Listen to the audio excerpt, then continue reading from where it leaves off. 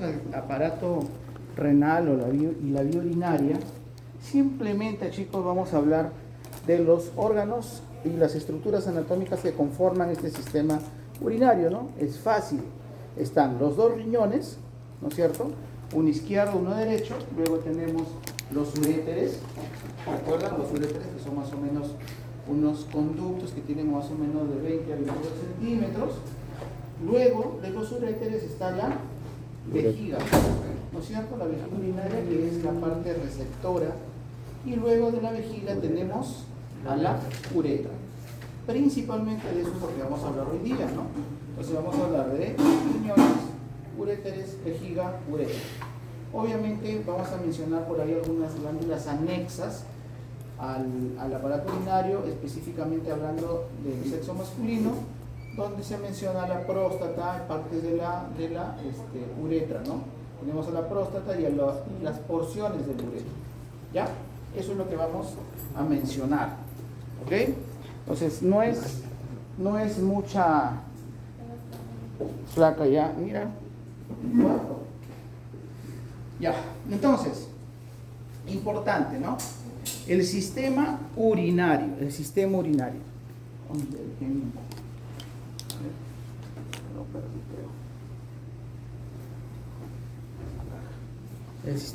Entonces,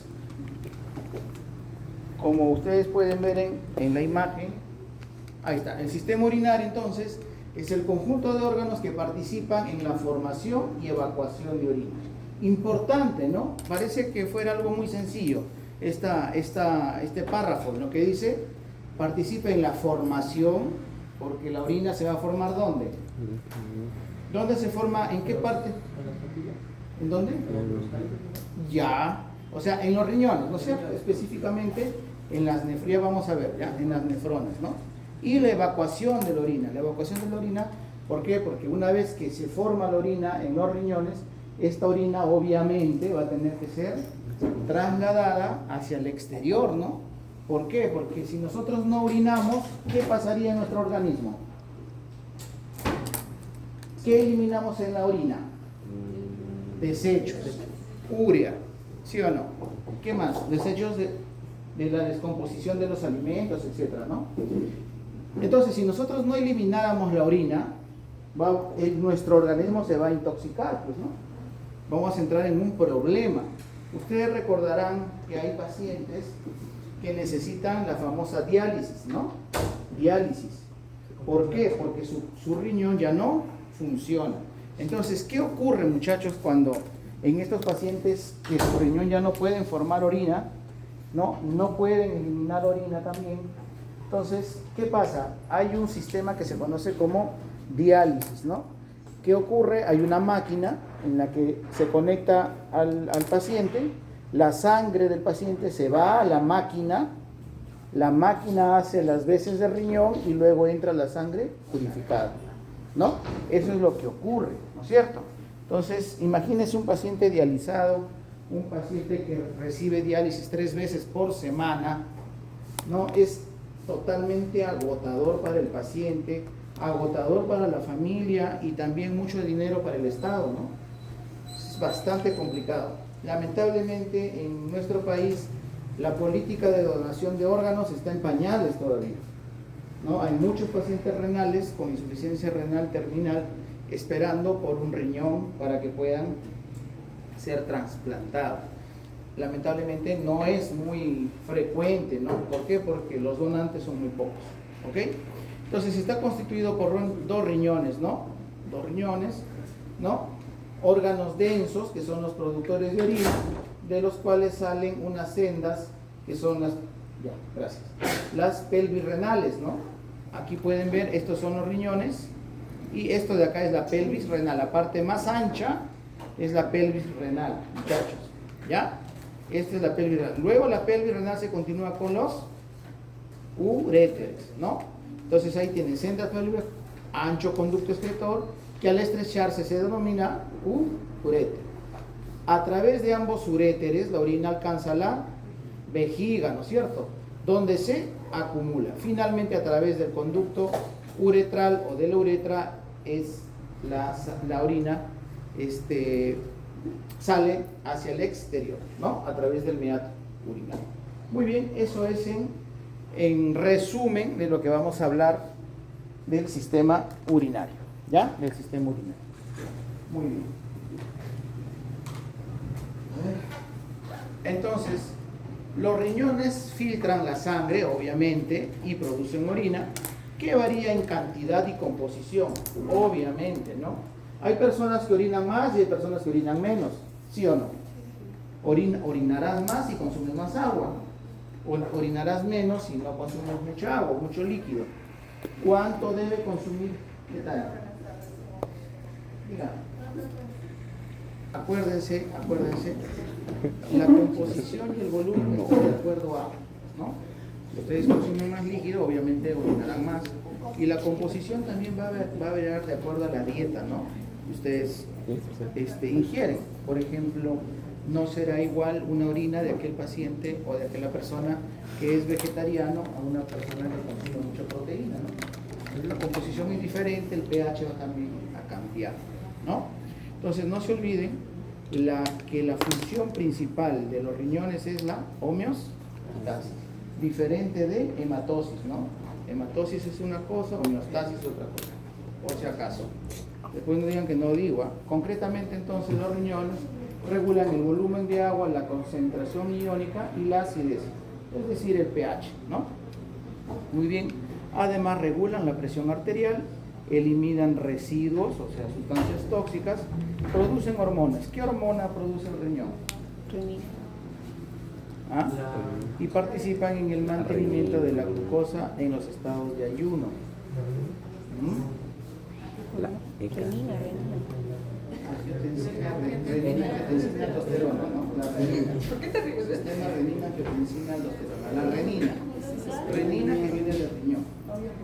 Entonces, acá en la imagen ustedes pueden ver dos partes, ¿no? Del sistema urinario. Una parte que está formado por el riñón y otra parte formado por las vías urinarias. Cuando yo me refiero a riñón, me estoy hablando específicamente de las nefronas. Y estas nefronas tienen o está formado por un corpúsculo renal, los túbulos contorneados, recuerden, proximal, asa de Henle, proximal, distal y el tubo colector. Todos estos son formadores de orina, Y tenemos las vías urinarias que conducen la orina. ¿Cuáles son las que conducen entonces? Los uréteres, la vejiga la almacena y por la uretra se elimina. Entonces, dos partes. Una parte donde se forma y una parte donde se elimina, ¿no? Muy bien.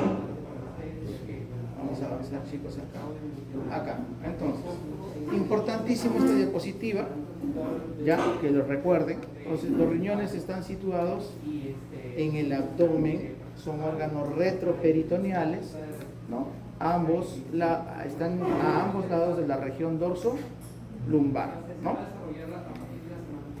Están también a los costados de la columna vertebral, aproximadamente entre la 12ª y dorsal y la 3ª lumbar, situándose el derecho un plano más inferior al izquierdo por la presencia del hígado, ¿no? Un poquito más abajo.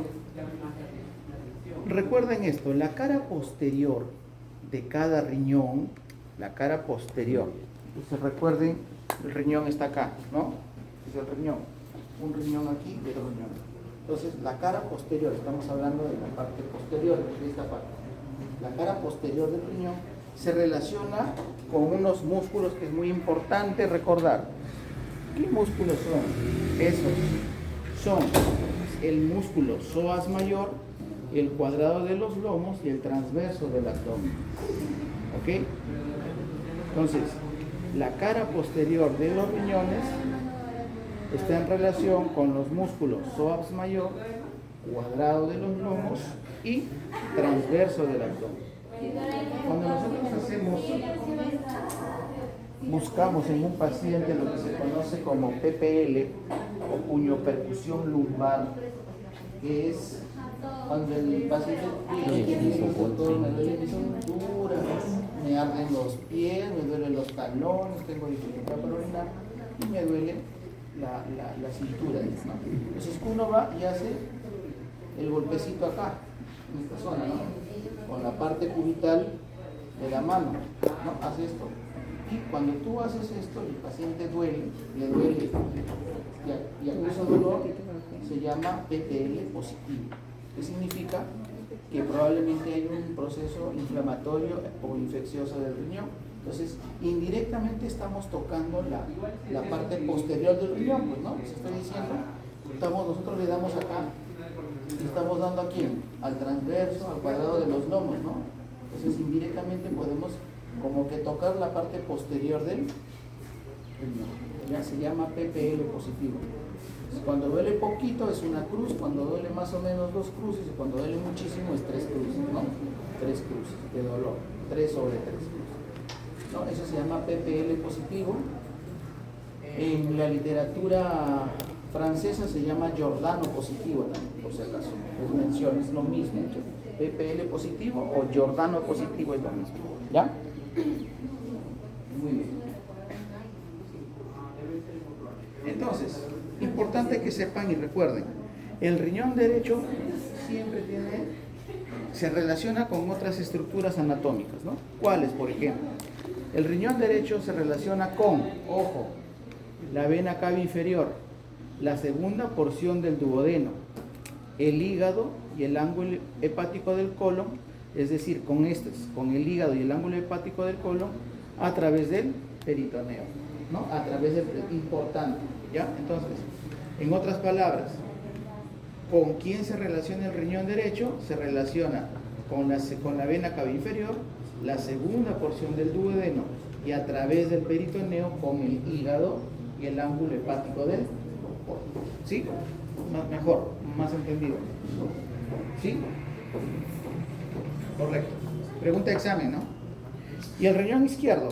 ¿Con quién se relaciona? Con la arteria aorta abdominal, el estómago, el páncreas, el ángulo esplénico del colon y el vaso, ¿no? El polo superior de cada riñón encontramos a las glándulas suprarrenales, que ya lo vamos a mencionar más adelante.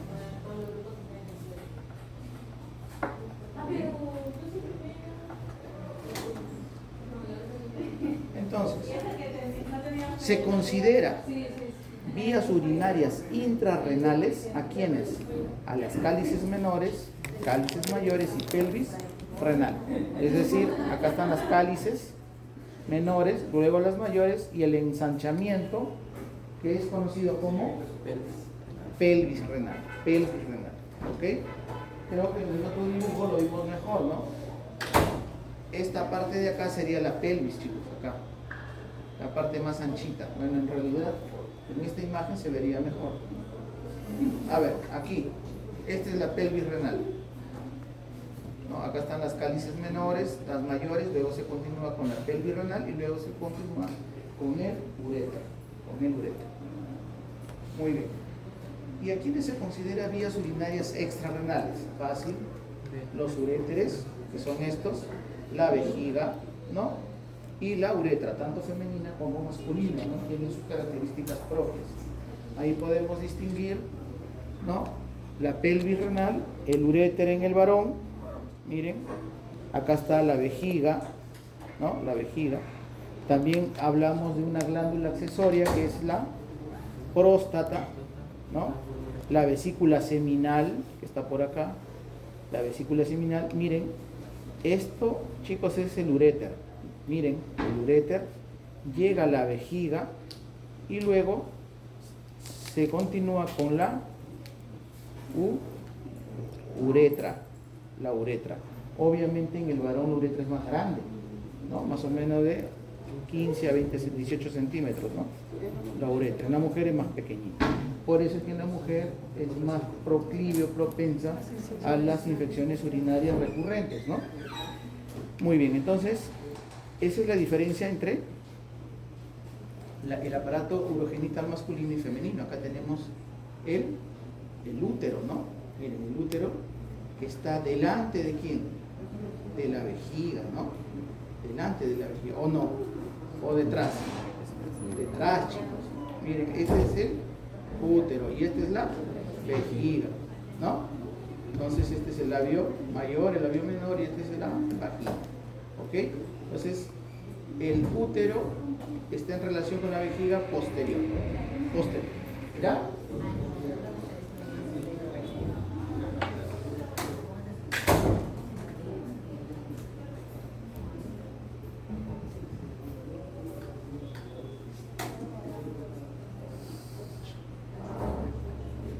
Muy bien, entonces los riñones, acá estamos haciendo un resumen nada más.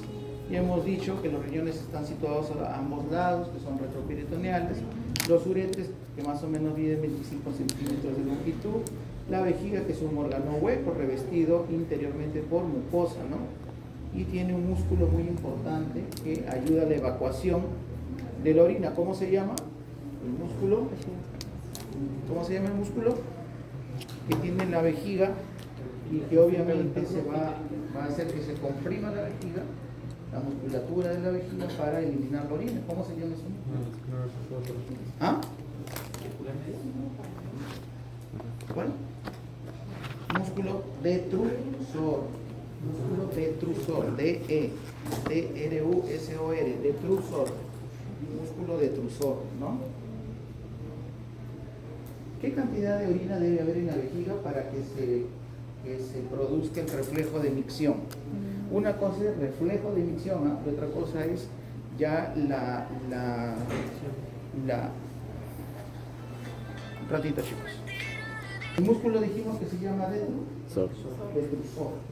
Músculo detrusor. Ya. Muy bien. ¿Y qué estaba? Les dije. Del reflejo. El reflejo de micción. ¿Qué cantidad de orina más o menos debe haber? Entre 150 y 250 dicen los textos. Eso es el reflejo de micción, es decir, quieres ir a orinar o sientes el reflejo de ir al baño, ¿no? Pero la capacidad de la vejiga para almacenar orina, ¿cuánto es? Es mucho más, casi hasta 500, a veces hasta 600 ml, casi medio litro. Obviamente que si ya la vejiga está llena, no vas a poder aguantar. Pero ¿y qué pasa cuando, o sea, hay unas veces que te da ganas de mencionar, pero no puedes mencionar, o sea, luego se te pasa? ¿Y orinas por poquitos o No, ya no, ya. Es que tú lo estás, ya, es que tenemos dos esfínteres. Un esfínter que es voluntario y no que es involuntario.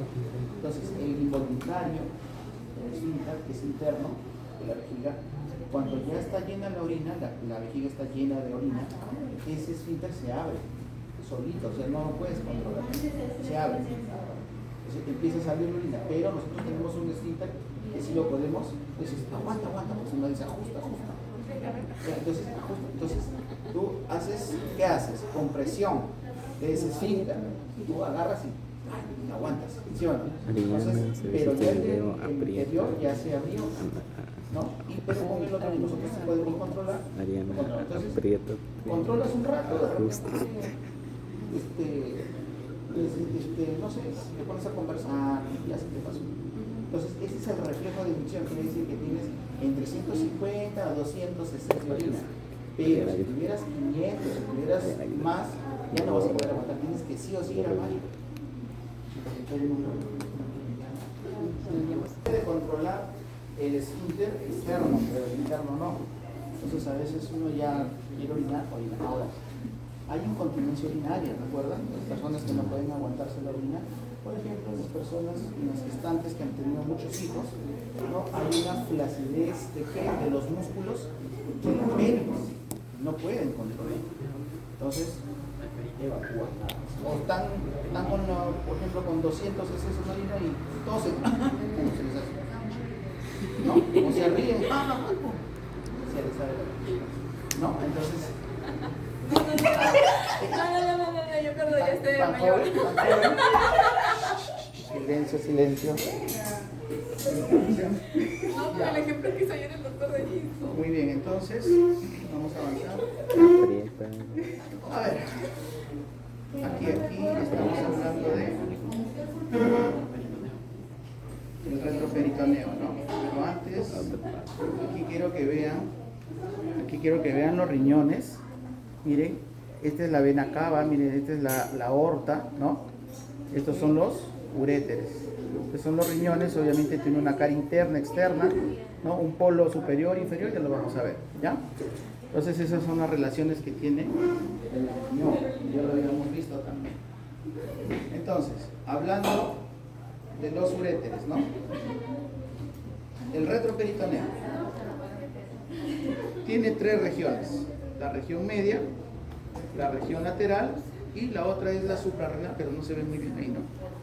A ver, tres regiones: una media que está delante de la columna vertebral, ¿no?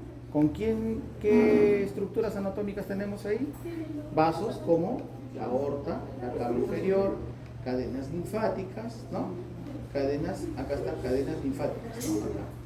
Dos laterales, es decir, son tres regiones, una izquierda y una derecha. Entonces, son tres regiones retroperitoneales: la media, la lateral derecha y la lateral izquierda.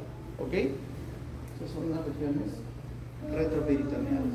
Ahora vamos a hablar, disculpen, de los riñones específicamente. Entonces, órgano par, obviamente porque son dos, está situado en el retroperitoneo, a ambos lados de las últimas vértebras dorsales y las primeras lumbares. Esto ya lo hemos visto. Su tamaño aproximadamente es de 12 a 13 centímetros de longitud. Si nosotros cogemos el riñón, más o menos es tamañito, ¿no? Pequeño, nada más, ¿no? Tiene 6 centímetros de anchura, ¿no? Y 4 centímetros de grosor. Pesa entre 150 y 170 gramos. Está cubierto por una fascia, ¿no? Que forma una celda y rodeado por una capa de tejido graso.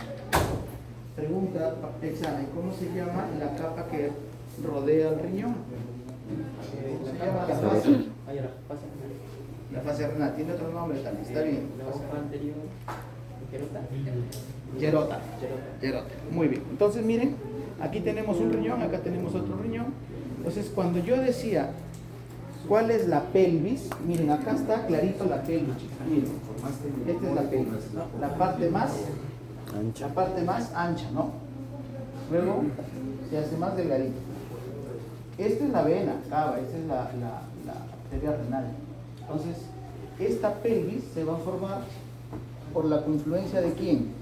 De las cálices mayores, las cálices menores. Luego se ensancha esa parte, se llama cálice, pelvis renal. Entonces, aquí en esta zona, ¿no? Acá se forma la orina y luego la orina va a pasar por acá y va a llegar a la vejiga. A veces ocurre, chicos, que las personas son propensas a tener cálculos renales o llamados litos, ¿no? Un cálculo o lito renal. Entonces, a veces los cálculos son tan grandes que se quedan acá obstruyendo el uréter. Se queda acá, se obstruye, como que lo tapa, ¿sí? El conducto. Y obviamente va a causar mucho dolor. ¿Por qué? Porque el uréter va a hacer este movimiento que es, ¿cómo se llama? Peristaltismo. Va a aumentar el peristaltismo para poder eliminar la piedrita, ¿sí? Y va a ocasionar dolor. A veces, como es grande, no puede. Va a causar mucho dolor. La orina que está saliendo se va a acumular aquí, ¿sí o no? Porque no hay pase, pues. Como si se hubiera tapado, ¿no es cierto? Acá te ponen una piedra, no pasa la orina para acá. ¿Y qué ocurre? Se va acumulando. ¿Cómo se llama la acumulación de orina? Acá, y la dilatación del uréter se llama hidronefrosis. ¿Ok? Pues no digan que no les he dicho. Hidronefrosis. No está en la diapositiva, pero les estoy comentando. ¿Ok? Hidronefrosis. Entonces, la hidronefrosis es la acumulación de la orina por un cálculo que no deja pasar, obviamente, a la orina a la vejiga, ¿no? Y el hilo renal está constituido por ¿quién? Arteria, vena, o sea, vena renal, linfáticos, nervios y pelvis renal. Eso es lo que cómo está formado el hilo renal. Muy bien. Entonces, acá tenemos dos caras. El riñón tiene dos caras, una anterior y una posterior. La posterior ya dijimos que se relacionaba con tres músculos: el psoas, el cuadrado de los lomos y el transverso del abdomen, ¿de acuerdo? Listo. Cara posterior. Y la anterior, obviamente, está en relación con otras estructuras, dependiendo si es varón o mujer, ¿no? Acá tenemos borde externo que es convexo, el interno que es cóncavo y dos polos, superior e inferior.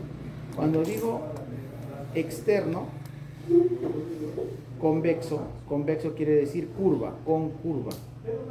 Y cóncavo quiere decir esta parte, ¿no? Con cavidad, con hueco. Entonces esto es cóncavo y este es convexo. ¿Ok? Cóncavo y convexo, como la canción. Cóncavo y convexo. Si nosotros, muchachos, si nosotros cogemos ese riñón y lo cortamos como bistec, ¿sí? Lo cortamos como bistec, vamos a encontrar unas estructuras internas, principales, ¿no? Se aprecian dos áreas bien diferenciadas.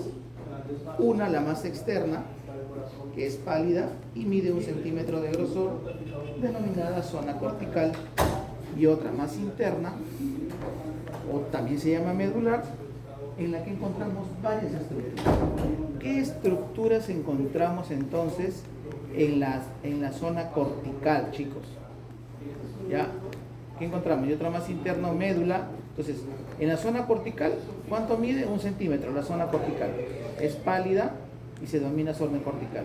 Y la zona medular contiene estructuras. ¿Cuáles son? Las cálices renales mayores y menores, las cuales confluyen en la pelvis y se continúa con el... Aquí tenemos. Entonces, lo que les decía, toda esta partecita de acá, si nosotros cortamos al riñón, ¿no? De aquí a acá es la zona cortical. Todo esto de acá es cortical. Miren, cortical. Todo esto de aquí para acá, todo esto es cortical. Y todo lo que está aquí adentro es la zona medular. ¿Y qué hay en la zona medular? Ahí están, ¿cómo se llaman esto? Las pirámides de Malpighi, las columnas de Bertini, las cálices menores, las cálices mayores y la pelvis renal. Sencillito, ¿ya? Sencillito. Acá tenemos otro corte, igual vemos la zona cortical, acá la zona cortical, acá también la zona cortical, y la parte del medio es la zona medular. Y en la zona medular encontramos las cálices menores, las cálices mayores. Exacto. Encontramos las pirámides de Malpighi y las columnas de Bertini también. ¿Ok? Muy bien. Esto está mal.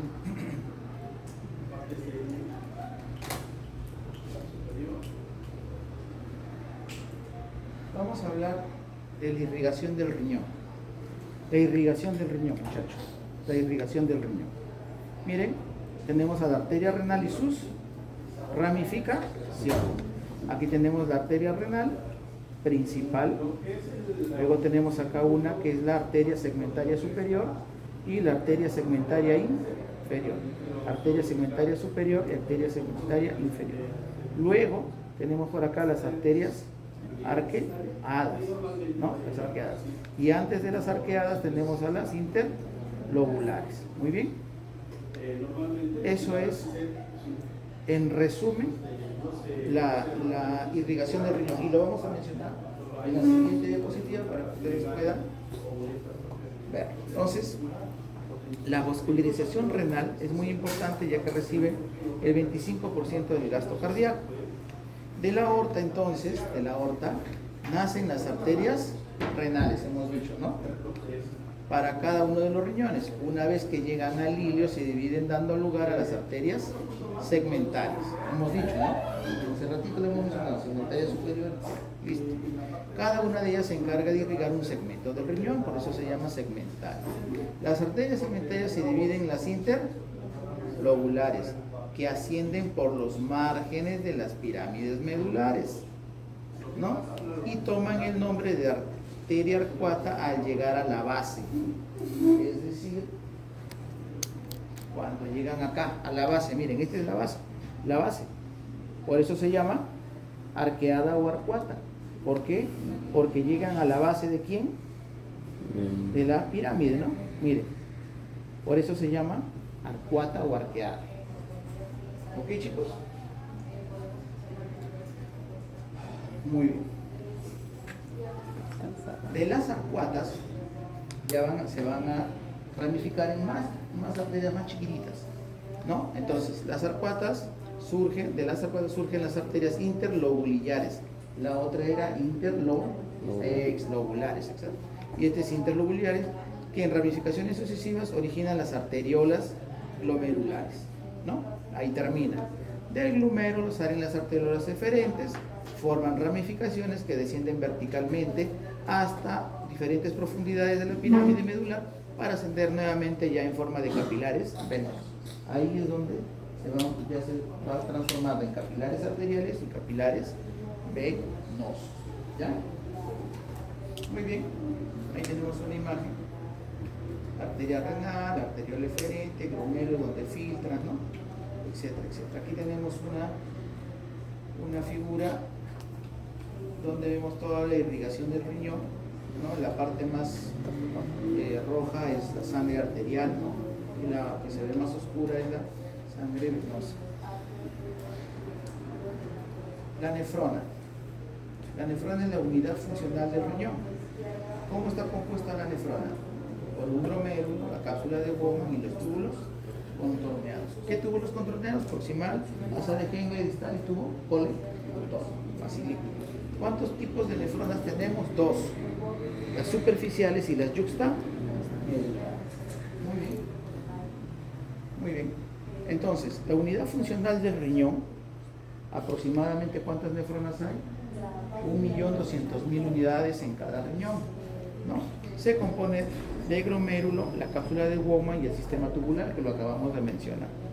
Entonces dijimos dos tipos de nefronas. Las superficiales, que son el 85%, y las profundas, que están cercanas a la unión córtico-medular, llamada justa medular. Dos tipos de nefronas entonces. Muy bien, ahí tenemos la imagen de una nefrona, la composición de una nefrona, ¿no? Esta es parte de fisiología. Esto también es parte de fisiología, así que le vamos a pasar. Acá tenemos los túbulos contorneados, chicos. Acuérdense, túbulo contorneado proximal, asa de Henle, túbulo contorneado distal y tubo colector. Muy bien, ahí es otra distribución, ¿no? Importante. Del glomérulo, chicos, miren, del glomérulo y por el polo opuesto al vascular sale el túbulo contorneado proximal que discurre en un trayecto tortuoso por la corteza. ¿Por qué le he puesto con amarillo? Porque se lo pregunta de examen, en teoría y en práctica también, ¿ya? Entonces del glomérulo por el polo, porque el glomérulo tiene sus polos, ¿ya? Por el polo opuesto al vascular sale el túbulo contorneado proximal. O sea, si les preguntan, ¿por dónde sale el túbulo contorneado proximal? Sale por el polo opuesto del glomérulo, polo opuesto aquí en el vascular, ¿ya? Es importante que recuerden eso. Miren, ahí tenemos una imagen. Acá tenemos un riñón. Miren, chicos, la sombra del riñón. Todo el riñón. Acá tenemos las cálices menores, las mayores, la pelvis y los uréteres. Acá abajo parece un jengibre, miren, ¿no? O el guión. Bien parecido. Muy bien. Hasta acá alguna duda o pregunta, chicos. ¿Ninguna? Bueno, los uréteres entonces. A ver, ¿qué hora es? Sí, nos da tiempo por acá. Doctor, pero díganos todos los datitos. Les estoy diciendo. Porque la vez pasada me respiratorio, díganos del RCP, y yo no sé qué El cardíaco sí les dije. ¿Cuántos es RCP? El cardíaco. ¿Y cuándo no? Pero es una pregunta. ¿Cuándo no se hace? Cuando el paciente está diagnosticado con cáncer terminal. Cuando viene cáncer terminal, no se puede hacer el RCP. Una pregunta perdida para nosotros. Entonces le voy a pasar el tiempo a ustedes para esto. Pero de verdad. Ya, chicos, los uréteres. Los uréteres son de 20 a 25 centímetros. ¿Ya? Entonces, tiene cuatro porciones: la porción lumbar, la porción ilíaca y la pélvica. ¿Ya? Y la porción intra, cuatro porciones. ¿Okay? La porción lumbar está en relación con el psoas. La segunda porción o ilíaca está en relación con el ilíaca, por eso se llama ilíaca. La pélvica está en relación con quién. Es medial y posterior en la mujer. ¿Con quién está en relación? ¿Con quién? Con la arteria uterina y la vagina. Escuchen esto. Aprendan esto que les voy a preguntar. La tercera porción pélvica, o pélvica también se llama, ¿no? En la mujer, ¿con quién se relaciona? Con la arteria uterina y la vagina. Y en el varón, con el conducto deferente y la vesícula semina. Y la cuarta porción extramural, con el meato ureter. Listo. Muy bien. Entonces ya hemos dicho que aproximadamente mide 25 centímetros, ¿no? Cada ureter, uno izquierdo y uno derecho. ¿Y van a llegar a dónde? A la vejiga, ¿no? Entonces, cuando llegan a la vejiga lo van a hacer a través de dos orificios. ¿Ya? Dos orificios. Y el orificio de la uretra, o sea, en la vejiga vamos a encontrar tres huequitos. Los dos huequitos que están llegando a los uréteres y el huequito de inicio de la uretra. ¿Sí? ¿Me deja entender? Ah, ya. ¿Sí? Si no agarra, esta es la vejiga, esta es la vejiga. Un uretra viene acá y va a terminar en un huequito. El otro viene y va a terminar en otro huequito, ¿sí o no? Ahí hay dos huequitos. Luego aquí viene otro huequito que es el inicio de la uretra. Entonces, esos tres huequitos se conoce como trígono vesical. Trígono vesical. ¿Ya? El trígono vesical. Muy bien. Los uréteres, nuevamente, estamos diciendo que tienen un aproximado de 20 a 25 centímetros, ¿no? Y siempre están haciendo o están en movimiento. ¿Cómo se llama el movimiento? Peristaltismo. Peristaltismo, ¿ok? Chicos, cuando hay un cálculo que se enclava acá, un cálculo, o un lito que se enclava, ¿cómo creen que le pasaría el dolor a este paciente? ¿Qué le damos para que le pase el dolor? ¿Con qué creen que le pasará el dolor? Ojo que el cálculo renal duele como no tienen idea, el cólico renal por cálculo. El paciente se sienta, se para, se echa, se levanta, camina, se tira al piso, se vuelve a levantar, o sea, no está quieto. El dolor es intenso del cálculo o cólico renal. ¿Con qué creen que le pasaría al paciente? ¿Qué le damos? Ponte que Jade llega con un cólico renal a tu consultorio, ¿qué le das? O a tu emergencia, porque es una emergencia. Una urgencia. Prioridad 2. Le damos paracetamol, ibuprofeno, ¿qué les parece? Yo hacía medicamentos más fuertes como tramadol. Ya, tramadol es un opiáceo, ¿no? Siempre hay que ir de menos a más. Entonces, ¿qué es lo que vamos a utilizar? Un antiespasmódico. ¿Qué antiespasmódico utilizamos? La iosina butilbromuro o escopolamina también se llama. ¿Ok? Entonces, ¿qué va a hacer esta escopolamina, muchachos? Recuerdan que les dije que el peristaltismo aumenta, ¿no? Para eliminar esa piedrita. Entonces, al aumentar el peristaltismo, causa dolor. ¿Y el antiespasmódico qué va a hacer? Va a relajar, va a actuar en la musculatura lisa del uréter. Entonces va a disminuir las contracciones y va a disminuir el dolor. Entonces, ese antiespasmódico podemos ayudar, potenciar con un analgésico tipo metamizol. Entonces lo que utilizamos es metamizol con iosina. Metamizol y iosina. Si no le pasa, podemos utilizar el tramadol. ¿Ok? Muy bien, entonces recuerden que un cólico renal es realmente muy doloroso, muy fuerte, intenso. Doctor, ¿y después se hace la extracción? ¿O tiene que hacer examen? Mira, ¿qué hacemos cuando tiene el cálculo, chicos? El paciente ingresa, lo primerito que hacemos es hidratarlo. Le vamos a dar cloruro de sodio, unos 200 o 300 a chorro. ¿Para qué? Para ayudar a expulsar, o sea, que migre el cálculo. Le estamos dando los antiespasmódicos, le estamos dando su analgésico. Probablemente el cálculo, si es pequeño, puede llegar a pasar a la vejiga. Una vez que ya la vejiga ya no le duele, tiene que ir al urólogo, tiene que hacerle su ecografía, ¿no? Y ver dónde está el cálculo. Si el cálculo es pequeñito, probablemente lo elimine por la orina. O si no, se le da un medicamento para que pueda degradarse ese ya los urólogos manejan eso, ¿no? Ya sería piña si pasa a la uretra y empiece a migrar por la uretra. El hombre va a tener un dolor, la mujer también, el hombre como si estuviera dando parto. Imagínese el dolor y la sangre que puede Pero obtener. también, digamos Muy, que en casos de litiasis de ese caso, ¿Qué? también cuando ya se va, digamos, deshaciendo el cálculo, como básicamente son cristales, al momento de pasar puede rasgar las paredes. puede rasgar y puede sangrar. Claro. Por eso es que cuando ustedes hacen un examen de orina, lo que van a encontrar en una orina es hematíes, o sea, sangre en la orina, que significa que hay lesión de la pared, del uréter. Del uréter o de la uretra. ¿Ya? Entonces, eso es en relación con los cálculos. Entonces, si el cálculo, pues, por ejemplo, está aquí en la pelvis, no sé dónde está ubicado, hay procedimientos que se llaman la litotripsia extracorpórea, ¿no? Que solamente son ondas que recibes por fuera, ¿no? A millones de veces las ondas, y esas ondas van a hacer que la piedra se haga arenita. Y luego tú ya lo vas eliminando, consumiendo tu agua, etc. ¿No? Eso es parte ya de urología, ¿ya? De urología. Muy bien, entonces, no sé en qué estábamos, ya. Cólico, ¿no? Cólico renal, antiespasmódicos, analgésicos potentes, si no, utilizamos opiáceos, ¿no? Muy bien. Le falta pila. Le falta pila.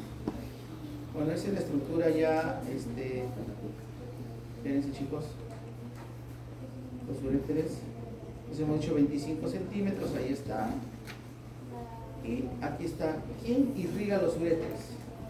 Fácil. ¿Por quién está irrigando los uréteres? La arteria ilíaca, las arterias renales, las arterias gonadales, espermática u ovárica, dependiendo si es varón o mujer, pues no, y las arterias vesicales, ¿ok? Entonces, ¿quién irriga al uréter? Este es el uréter, miren chicos. Y aquí tenemos a la arteria ilíaca, miren acá, arteria ilíaca. Vamos a ubicarla acá. ¿No? Ilíaca interna, miren, aquí está la ilíaca que va a irrigar al uréter. Este es el uréter, aquí hay otra arteria, este es el uréter. Este es dependiendo si es varón o mujer, la espermática o la ovárica, ¿no? Que son ramas de quién? De la aorta. De la aorta. ¿Ya? Esta es la renal, esta es la aorta. ¿No? Y de la aorta ya va a dar sus ramitas. Ahí están las ramitas que van a irrigar el uréter. Ahora, este es el uréter, ¿no? Este es el uréter. Y estas son las arterias que están irrigando, ¿no? Miren, la arteria interna.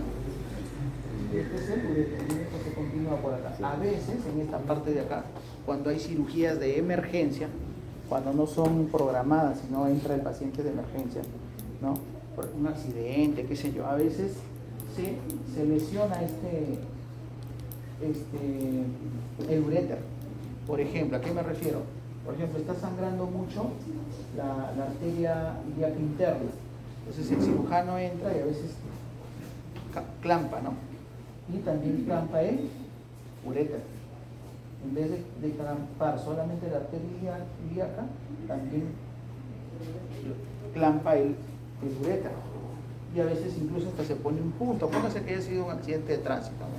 Entonces entra por emergencia, toda una chanfaina y la cavidad, ¿no? Entonces a veces hacen el punto acá y a veces el paciente no orina, porque se le ha puesto un punto aquí, acá, o sea, ha cogido la arteria más el uréter. Entonces se le va a hacer un examen, un estudio, ¿no? De contraste de repente y se van a dar cuenta que, uy, le habían puesto un puntito al uréter. Entonces van a tener que entrar y sacar el punto del uréter y ya dejarlo libre. Mientras la otra no, pues la otra porque si no sangra y el paciente puede morir por shock hipovolémico, ¿no? Entonces hay que tener en cuenta eso también. ¿Ya, muchachos? Muy bien. ¿Qué más? Ahí está nuevamente la inervación. Y luego la inervación, las fibras venosas llegan al uréter desde los plexos adyacentes. ¿Adyacentes a quién? Adyacentes de los riñones, testicular u ovárico, dependiendo si es varón o mujer, ¿no? Nada más. Muy bien, ¿alguna duda o pregunta? Ninguna. Ya 5 minutos más. 5 minutos más. La irrigación, doctor. La irrigación del ureter izquierdo es igual que el derecho. Hay una diferencia de una arteria, pero en realidad, ¿por qué? Porque el riñón derecho se relaciona con otras estructuras anatómicas y el izquierdo con otras estructuras anatómicas, ¿no? Entonces hay una diferencia de una o dos arterias. Ya, ahorita lo voy a ver porque no es igual, ya, no es igual. Pero en realidad, de forma general son las que yo les he mencionado, ¿ya? Miren chicos, ahí está el uréter y termina acá en un huequito, les dije, ¿no? Y termina en otro huequito, acá está un huequito, otro huequito y el otro huequito. Todo esto se llama trígono vesical, ¿ya? Y luego viene acá la uretra. Y esto de acá como pues mandarina o naranja es la próstata. Cuando la próstata se inflama, ¿no? ¿Qué va a hacer? Va a comprimir la luz. Entonces el paciente va a orinar gotita a gotita porque como no deja pasar, no hay piedra acá, pero como ha crecido la próstata, hace que la luz disminuya. Y el paciente orina de gotita a gotita, por eso es que hay que colocar una sonda. La sonda llega hasta la vejiga, para que de ahí pueda evacuar, ¿no? Entonces a veces la sonda se trampa acá, no entra, por una hipertrofia de próstata. Doctor, y cuando la próstata se inflama, ¿solamente se puede detectar por el tacto rectal o por otro? Sí, el tacto rectal hasta hace un año atrás era el gold estándar para diagnosticar cáncer de próstata, ¿no? Todo varón a partir de los 42 años tenía que hacerse por norma técnica MINSA el examen de próstata a través del tacto rectal, ¿no? El paciente entraba, se ponía en posición de costado y el médico introducía los dedos, ¿no? Y tenía que tocar la próstata. Si la próstata era dura como esto, cáncer de próstata. Si tu dedo se hundía como en un pote de mantequilla, cáncer de próstata. Entonces, ¿cuál era la consistencia normal? Tenía que ser como el lóbulo de la oreja o también dicen el de la nariz, el cartílago de la nariz. Esa debería ser la consistencia normal. Ya, y es bien fácil, sino que pregunten tú a los hombres si se hacen nadie. No, doctor, yo quiero morir virgen. Entonces, no se deja. No se deja, ¿no? ¿Por qué? Porque todos a los 42, pero ahora felizmente ya no. La norma MINSA que nos dice que podemos utilizar la ecografía de próstata y el PSA, que es el antígeno prostático. ¿Ok? Bueno, ya que no les he dicho. Listo. Bien, ¿qué más? ¿Alguna otra pregunta? La próstata. La próstata. Ya. Ahí está el músculo detrusor que les dije que era el encargado de. Ahí está la vejiga, ahí está el trígono nuevamente. Y la ubicación, ¿no? La ubicación de la vejiga urinaria, miren chicos. La ubicación en el hombre de la vejiga está delante del recto y en la mujer delante del cuello uterino y la vagina. Esa es la ubicación de la vejiga. Muy bien, ahí tenemos la forma que tiene la vejiga, etc. Lo importante que quiero que recuerden que tiene fondo, vértice y cuerpo, ¿no? En el vértice, por si acaso, se fija el uraco. Ustedes ya saben que es uraco, ¿no? ¿O no? Es un vestigio del cordón umbilical, ¿no? Y esta es la constitución de la vejiga, hablando de los músculos, ¿no? Que lo van a repasar también ustedes. Y las arterias proceden de la arteria ilíaca interna, son las arterias vesicales superior e inferior, y otra la arteria vesical superior, que se origina de la porción permeable de la arteria umbilical, y otra es la arteria vesical inferior. Entonces, esas son las arterias que ligan a la vejiga. Venas, no pregunto. Inervación simpática y parasimpática, tampoco les pregunto mucho. Y la uretra, que es el último segmento de las vías urinarias. Ya les dije que en el varón es diferente por el tamaño, y que en el varón tiene dos funciones, pues, ¿no? ¿Cuáles? Evacuar la orina y evacuar el líquido seminal en la eyaculación, en el coito, ¿no es cierto? Eso es, mientras que la mujer no, la uretra solamente para la orina. ¿no? Mientras que en el varón cumple doble función. ¿Ok? Claro. ¿Ah? Los hombres son de dos. Estas muchachas son las buenas. Muerte. Escuchen. Situación y trayecto. Desde el cuello de la vejiga hasta el orificio uretral externo, es decir, hasta el meato, recorre la próstata de arriba abajo, abandona la pelvis y se introduce en el cuerpo esponjoso del pene, ¿no? Ustedes saben que el pene tiene cuerpo esponjoso, ¿no? Cuerpo cavernoso, recordarán. Entonces, ¿cuál es la división de la uretra en el varón? 3. Uretra prostática, membranosa y esponjosa.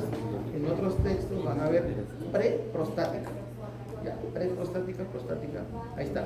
Preprostática, prostática, membranosa y esponjosa. Ya por demás está decir que atraviesa, etcétera, etcétera. Acá tenemos el trígono vesical, acá tenemos a la próstata. Se llama hipertrofia de próstata, ¿no? En el varón el cáncer de próstata es muy frecuente, ¿no? Al igual que el cáncer de estómago y de colon, ¿no? Mientras que la mujer, la primera causa de muerte en el Perú es el cáncer de mama o de cervix. Cáncer de cuello uterino, de cuello de mama. Ya están casi igualitos. ¿Cómo se previene el cáncer de cervix? Con el Papa Nicolau. ¿Quién se debe hacer Papa Nicolau? Los que ya Todas las mujeres que ya tienen relaciones sexuales. Todas. ¿Cómo pues? ¿Qué virus se relaciona con el cáncer? ¿Cuál específicamente? El 16 y el 18, porque son un montón, entre 12, 14, 16, 18, 20, 22, 24 y mucho más. Pero los dos que se relacionan directamente con cáncer de cervix es el 16 y el 18. Si a ti te hacen un Papa Nicolau y te detectan el virus del papiloma humano, el 14 y el 17 es el Papa. Sí, pues el 16 y 18 probablemente tengas mucho, altísimo riesgo de tener un cáncer. Entonces, ¿cómo se contagia? Relaciones sexuales no protegidas. ¿Quién te protege? El protector masculino o femenino. Tienen que utilizar. Para todos. ¿Ok? Tienen que utilizar. Porque el otro no, pues chicos, el otro solamente les protege de no embarazarse. Más no les protege, por ejemplo, del VIH, no les protege de la hepatitis, ¿no? Que se pueden contagiar. Muy bien, esto es la uretra femenina masculina y acabamos ahí, ¿no? Vascularización que lo lee y se acabó, chicos. Glándulas suprarrenales que solamente este diapo y se acabó el tema. Entonces, miren, resumido para que puedan sacar buena nota. Más cortito que el corazón. Más cortito. Entonces, y más fácil. Y más resumido. Entonces, 20.000 la siguiente semana, no sé si habrá examen o no habrá examen, depende. Porque me estaban diciendo, no sé, Melissa Narváez, me parece. Estaba diciendo que quería libre para el estudio. Entonces ya depende. Si el otro jueves de repente no pasamos clase, aquí ya terminamos. Ya, depende de ustedes. Si quieren el examen, dan. ¿Quieren el examen? Dan. Dan el siguiente jueves, ¿no?